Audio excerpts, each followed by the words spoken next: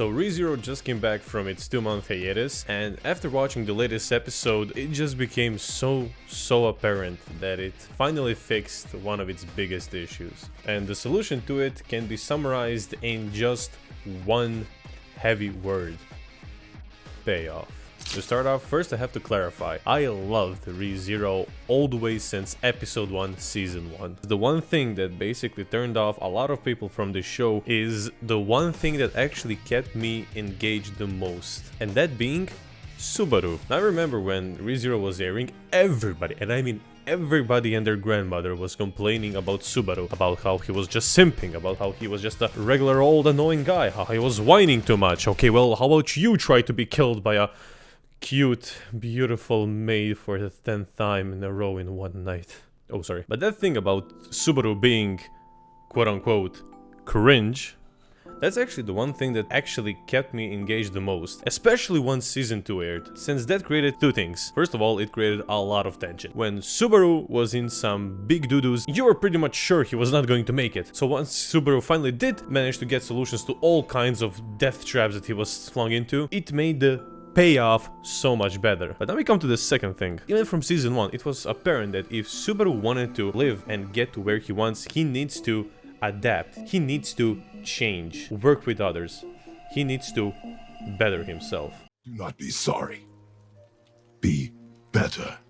All the way back in season 1, when Subaru was hit with the most unbeatable situation ever, to overcome it, he had to swallow his pride and work with others, even people that he hated. And that trend just continued and got so much better in season 2. So honestly, if you dropped ReZero after season 1, try to rewatch it, get through it. If Subaru really annoys you that much, just get through it and try to get to season 2, because in season 2, we get some huge character development for basically every character in the series. The first part of season 2 is basically all about Subaru and him changing and overcoming himself and trying to be better and gathering allies to escape an even more impossible situation than any of the previous seasons. Or actually, than the previous season, because it's late, forgive me. And if you watch season 2, you know that shit he was in, I don't know how many plot armors he had to have to get through that. And that all brings us to season 3.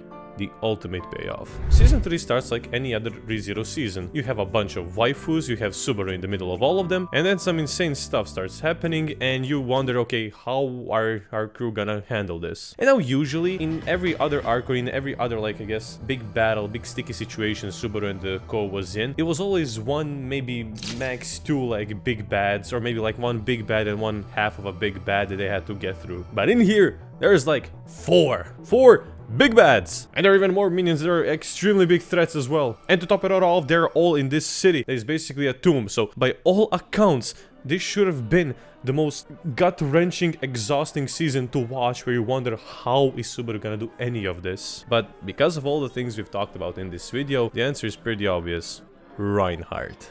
I'm actually not even joking. Because I noticed when I watched the first episodes of season 3... By the way, I watched the first episode in Japan. Yeah, I was in Japan. Suck it, losers. The first episode was actually kind of dreadful. It was almost a bit scary and mostly unsettling. But as I continued watching this season, I realized, why don't I feel as much tension as before? Is it because I saw this scenario happen like 10 times in this series? Now I actually realize it's because of another reason. It's because Subaru is not alone. He's surrounded by not just friends but allies from different factions, and they're all working together towards the same goal. And yes, he had allies before, but this time he had them from the start. And that's the biggest payoff to ReZero and Subaru's characters that happened over the course of the last 3 seasons. Subaru started out completely alone, transported to a completely different world that has completely different rules and systems that he's used to. And throughout it all, he was, yeah, annoying. He was an annoying teenager like all of us. But throughout the years he spent in this world, he grew, matured, he built allies, he swallowed his pride and overcame many challenges. That's why Betelgeuse in season 1 calls him pride, because that is his biggest sin. Okay, I know there's like alternate stories that explore different kinds of sins that he overcome over his path and everything, but his main one is pride, and he constantly is overcoming it and constantly becoming a more mature and such a lovable person. You can see, like, once you scrape off the gunk that his character had in early seasons, you can see that he has some real amazing charm. And to top it all off, the biggest payoff yet, if this wasn't enough payoff for you, is that he is actually useful. Like, he just doesn't have to die 10,000 times to cheat his way out of death. No, he has skills, he has abilities, abilities that he uses, and he uses tactics to overcome challenges. I think he only died like 3, maybe 4 times this season, which is a long shot from like 2000 from season 2. And now as I say all of this, I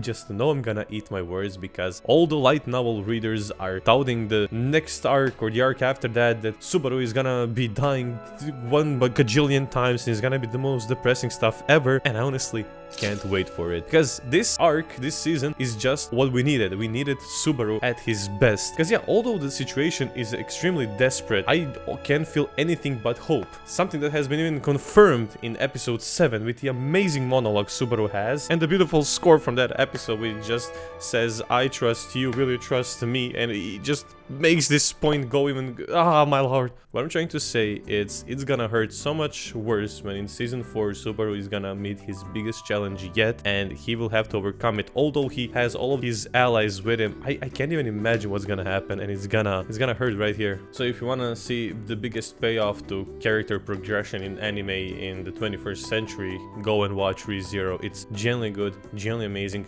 genuinely worth your time. It's a show that the more time you give it, the more it repays you for watching it. I just love ReZero, and honestly, just Emilia saying that she trusts Subaru with all her might is just like even more confirmation. Yeah, this season is about Subaru coming into his own until he's gonna get probably absolutely decimated in the next few arcs. But if that still didn't get you to watch ReZero, I don't know what will. Thank me later. Stay strong, guys.